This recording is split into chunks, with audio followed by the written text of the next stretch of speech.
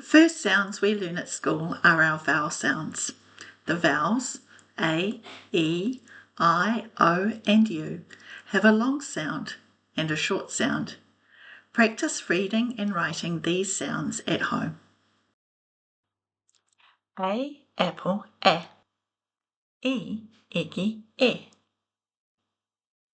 I, itchy, I. O, olive, O. U, upper, A. E, E.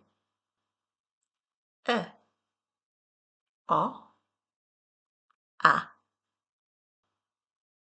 E, O, E. I, A.